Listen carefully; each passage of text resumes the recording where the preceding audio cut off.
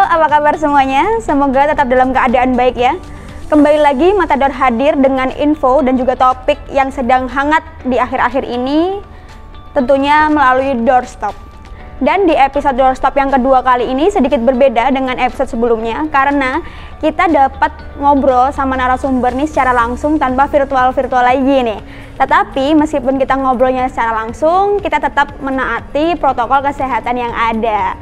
Nah, di episode kedua kali ini nanti saya Hapsari akan memandu obrolan mengenai inovasi teknologi untuk pemulihan dan pengembangan pariwisata. Rasanya tidak afdol nih apabila kita membahas tentang doorstop tanpa mengenal apa itu Widya Matador. Jadi Widya Matador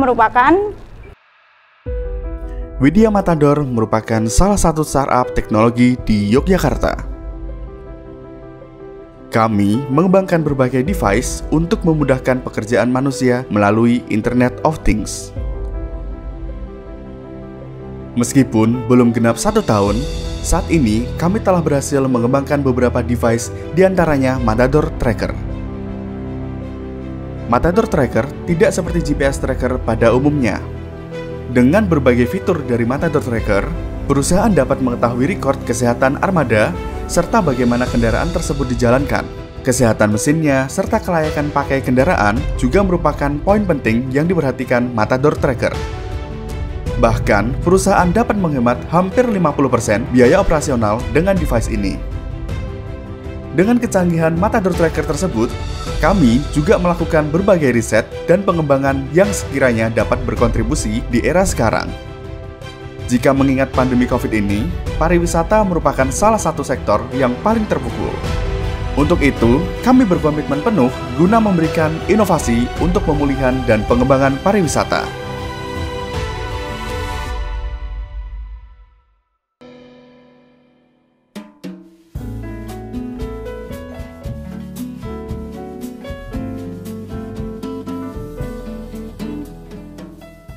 Itu tadi sekilas profil dari GKR Bendoro dan kebetulan saat ini beliau sudah berada di tengah-tengah kita semua.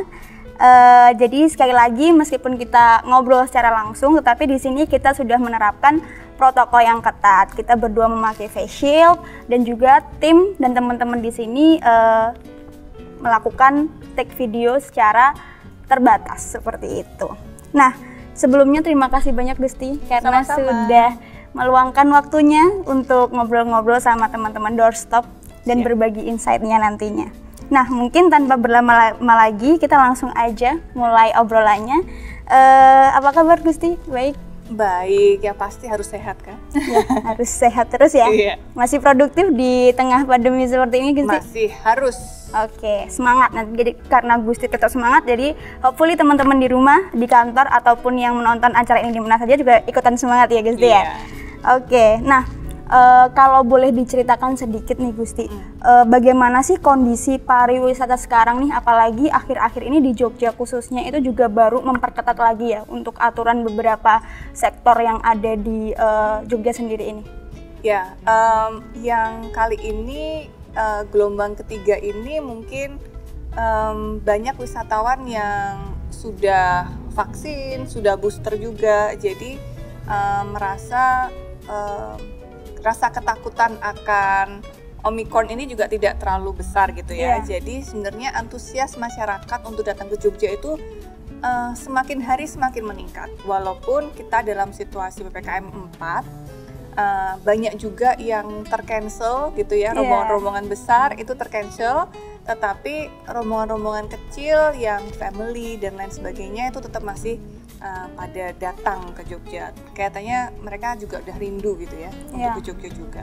Oke, jadi sedikit senang juga ya tadi, sedikit lega juga karena Gusti juga udah menyampaikan bahwa kondisi ini tuh tidak separah atau tidak seburuk gelombang-gelombang yang sebelumnya ya. Betul. Karena mungkin sudah didukung dengan vaksin dan juga booster itu tadi. Jadi sejauh ini dukungan dari Badan Promosi Pariwisata dan juga pemerintah khususnya untuk keberlangsungan sektor pariwisata di tengah gelombang 3 yang makin mulai meningkat lagi itu gimana Gusti? Sebenarnya sekarang karena objek wisata sudah pada buka gitu ya, Tentu kalau dari dukungan pemerintah hanya sebatas promosi-promosi saja. Beda dengan gelombang sebelumnya, kita ada insentif, ada secara finansial, keuangan itu kita dukung dan lain sebagainya. Tetapi karena ini sudah mulai naik gitu ya, jadi lebih kepada bagaimana kita mengembangkan promosinya lagi sekarang. Kalau yang dulu tuh kita maju salah, mau promosi salah, nggak promosi salah gitu kan. Tapi sekarang kita sudah bisa mulai promosi untuk ayo datang ke Jogja dan lain sebagainya. Oke. Nah, untuk yang seperti dikatakan tadi, untuk strategi atau stimulus promosinya tersebut, kalau dari Gusti sendiri di Badan Promosi Pariwisata khususnya Yogyakarta, itu inovasi-inovasi seperti apa, Gusti? Kalau kita itu masih harus hati-hati gitu, Nye. Karena kalau kita, yang pasti kita tidak bisa berpromosi ke luar negeri karena memang belum menjadi target marketnya kita di tahun ini gitu, Nye. Tetapi mungkin nanti di akhir tahun baru kita bisa berpromosi ke luar negeri dan lain sebagainya. Tetapi untuk saat ini karena kita masih bermain di domestik, sehingga kami mencoba untuk menjalin kerjasama antar badan promosi daerah seperti Jogja, Jawa Tengah, Jawa Timur, Jawa Barat. Paling tidak di Pulau Jawa ini kita konsolidasi, kita ketemuan, kita bikin paket bersama, kita bikin MOU supaya kita bisa membuat satu paket berkesinambungan gitu. Nah, ini yang mulai kita bangun dari sekarang, dan juga kita kalau berpromosi kayak misalnya tabletop dan lain sebagainya itu sudah kita lakukan juga di tahun ini programnya. Kalau tahun lalu kita masih agak membatasi gitu kan, tapi tahun ini kita sudah buka semua. Jadi buat teman-teman doorstop yang tinggal di luar negeri atau yang pengen pulang ke Jogja, entah untuk wisata, untuk ketemu keluarga, sepertinya bisa di pending dulu ya Gusti ya, karena untuk promosi dari Badan Pariwisata Jogja juga masih memfokuskan di domestik dulu, seperti itu. Nah, Gusti, akhir-akhir ini tuh kan ya tadi seperti yang sudah kita mention sebelumnya gitu, kalau varian Omicron ini tuh kembali meningkat gitu. Orang juga ada yang takut, ada yang ya udah biasa aja sama varian Omicron ini karena memang masih simpang siur banget kan. Nah, tapi kalau dari Gusti sendiri sebagai Kepala Badan Promosi Pariwisata, bagaimana sih menyikapi ya mungkin ada ketakutan sedikit ya Omicron karena kan benar-benar baru, kita belum tahu benar-benar juga. Nah, dari Gusti sendiri kira-kira untuk mensiasati ini tuh strategi-strategi seperti apa yang dipakai? Ya, pertama-tama saya tidak bisa bilang bahwa Omicron ini tidak berbahaya ya, karena tergantung imunitas masing-masing gitu ya. Tetapi bagaimanapun juga protokol kesehatan itu utama gitu ya. Sekarang masker jangan dilepas, cuci tangan tetap harus gitu ya. Walaupun memang secara rata-rata Omicron itu mortality rate-nya sangat rendah gitu ya. Tetapi tentu saja ada masyarakat yang masih rentan juga terhadap Omicron gitu kan. Ada yang memang komorbid, ada terutama sekarang banyaknya adalah menyerang ke anak-anak yang di bawah 16 tahun gitu, karena mereka belum booster. Dan anak-anak di bawah 6 tahun yang belum vaksin.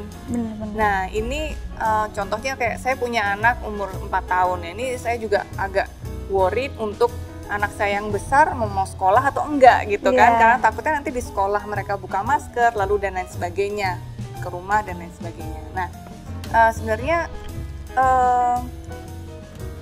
berwisatalah, jalan-jalanlah gitu ya, karena memang saya tidak bisa menghalangi karena satu, kita juga sudah jenuh, kita di rumah terus gitu ya. Udah hampir 2 tahun ya. Udah 2 tahun lebih malahan ya, 2 tahun lebih, dan ini juga untuk perputaran ekonomi Jogja juga, kita juga butuh wisatawan gitu ya. Tetapi bagaimanapun kita selalu mengatakan bahwa ayo taat protokol kesehatan. Jangan sampai galak kalau lagi ditegur gitu ya. Kalau main ke Malioboro silahkan, tapi jangan lupa begitu selesai makan pakai masker lagi. Ketat dengan protokol. Aturan yang ada ya Gusti ya. Nah, tadi juga sempat mention gitu kalau masyarakat itu mungkin sudah mulai jenuh karena 2 tahun dan sebagainya. Nah, tapi untungnya kita kan di era sekarang ini sangat terbantungkan dengan adanya teknologi ya. Perkembangan teknologi yang makin kesini makin kita rasa sangat canggih. Nah, Gusti sendiri dari Badan Promosi Pariwisata itu apakah ada strategi atau hal-hal yang diadaptasi dan berinovasi menggunakan teknologi tersebut, Gusti? Kalau kita itu begini, kalau dari segi teknologi, tentunya kita mencoba untuk mengurangi transaksional yang menggunakan cash gitu ya. Kita mendorong yang untuk QRIS, cashless gitu ya.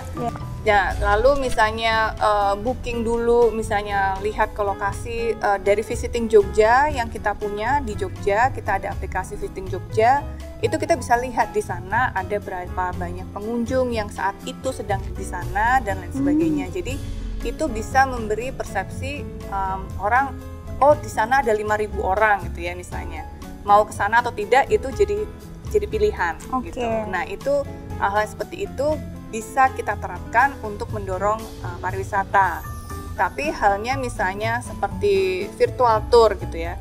Virtual tour itu mungkin bisa menguntungkan untuk lokasinya, tetapi untuk UMKM sekitarnya itu jadi merugikan karena tidak ada orang yang datang ke lokasi, dan juga experience yang didapat dari actually datang dan juga virtual tour itu kan berbeda. Nah ini harapannya sih kita ya kayak misalnya anak kos aja lah, mahasiswa kalau nggak datang ke kampus gitu kan, tidak yang dari luar kota tidak akhirnya datang ke Jogja untuk offline, maka tempat-tempat kos juga sepi, restoran yang di sekitarnya warung-warungnya juga sepi gitu kan. Nah padahal kita pengennya mereka memang tetap kesini gitu, tapi kebanyakan mereka masih maunya online. Jadi memang adanya teknologi juga ini blessing in disguise juga ya. Betul. Ada sisi yang menguntungkan untuk semacam virtual tour dan sebagainya, tapi juga di sisi lain untuk UMKM juga menjadi pertimbangan tersendiri ya. Betul. Untuk keberlangsungan mereka. Ada satu contoh Mbak, jadi Keraton itu kami punya simposium setiap tahun yang beberapa hari yang lalu barusan kita adakan. Nah di sebelum pandemi kita sudah mengadakan, ini tahun keempat. Jadi sebelum pandemi itu kita mengadakan yang datang cuma orang Jogja, Jakarta, ya sekitarnya lah gitu ya.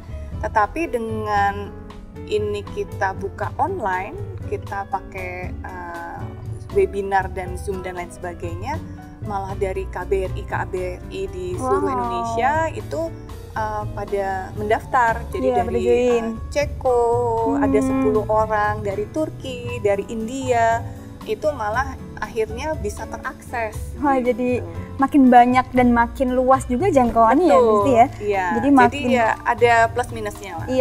Bagaimana kita menggunakannya. Jadi ya sebijaknya ya dimanfaatkan untuk teknologi tersebut ya. Betul. Nah, tadi kan kita membahas tentang inovasi dari teknologinya itu sendiri, Gusti. Nah, nanti kalau misal di Jogja itu nantinya akan ada pengembangan lagi tentang teknologi di pariwisata ya khususnya. Apakah sebenarnya pelaku parekraf sendiri khususnya di Jogja ini sudah familiar dengan perkembangan teknologi yang ada untuk sekarang ini?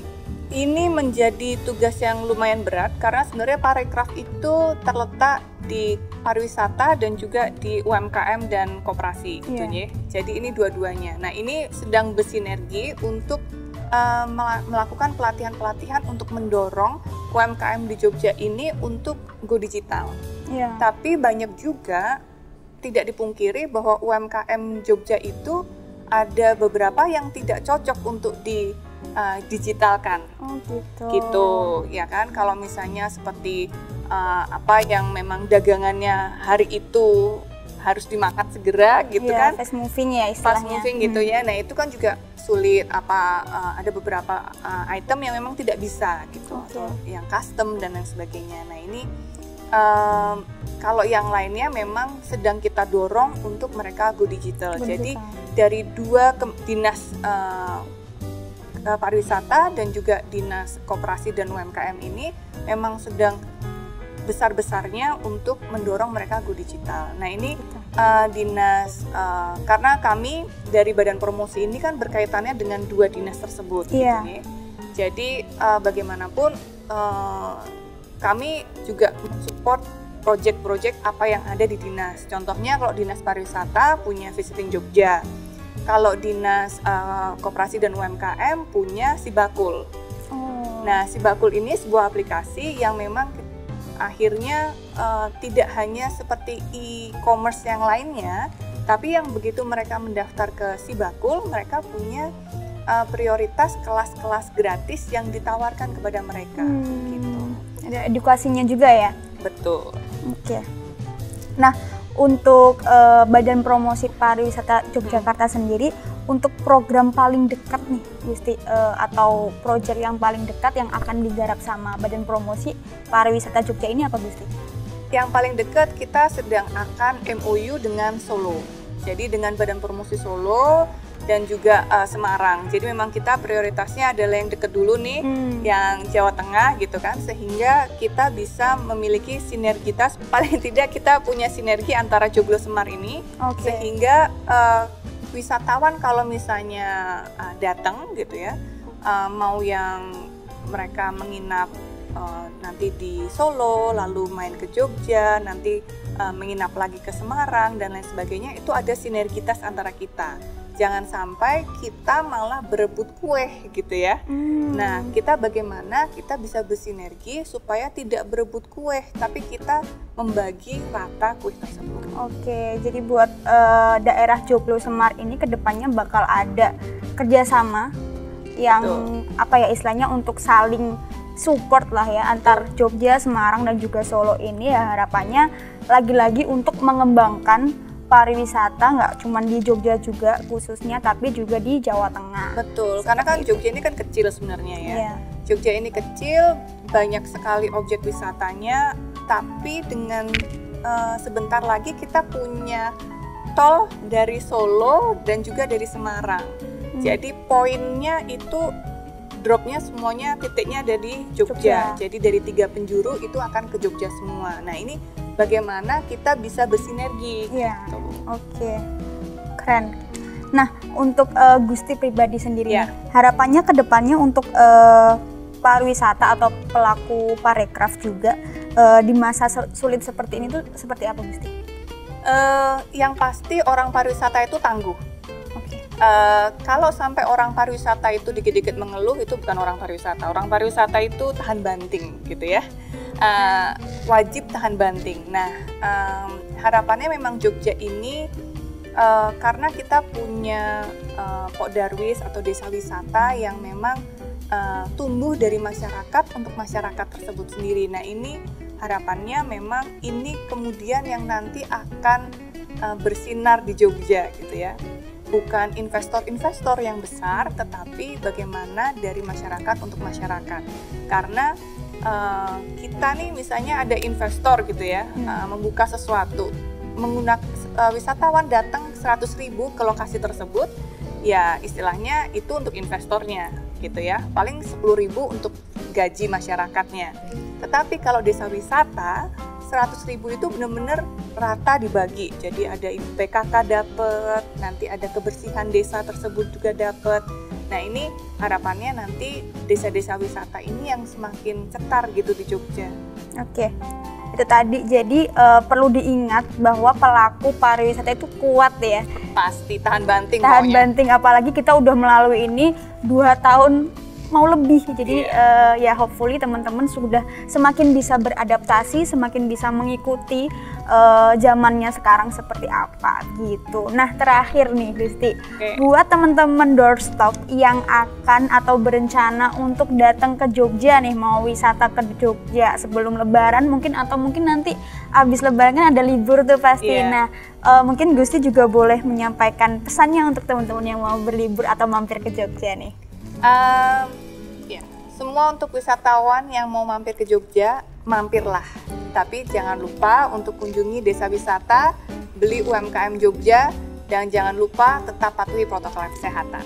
Oke, lagi-lagi tetap patuhi protokol kesehatan. Itu tadi teman-teman doorstop obrolan kita dengan Gusti Bendoro. Semoga apa yang kita sampaikan dan juga berbagai insight yang diberikan oleh Gusti bisa memotivasi teman-teman khususnya pelaku parekraf juga. Dan semoga kedepannya sektor pariwisata baik di Jogja maupun di Indonesia secara lebih luas bisa kembali bangkit dan juga bisa memberikan kontribusi positifnya untuk Indonesia ini ya Gusti ya, melalui pariwisata gitu. Karena kita juga sempat nih berjaya sebelum pandemi, kita sempat menjadi penyumbang APBN terbesar kan, karena kemarin Hapsari sempat baca-baca seperti itu, dan kita harus tetap optimis masa-masa kejayaan itu akan kembali lagi bersama, saling bahu-membahu, bersama saling tolong-menolong, dan pastinya juga saat ini karena sudah ada bantuan dari perkembangan teknologi, jadi hopefully semuanya akan terasa lebih ringan seperti itu.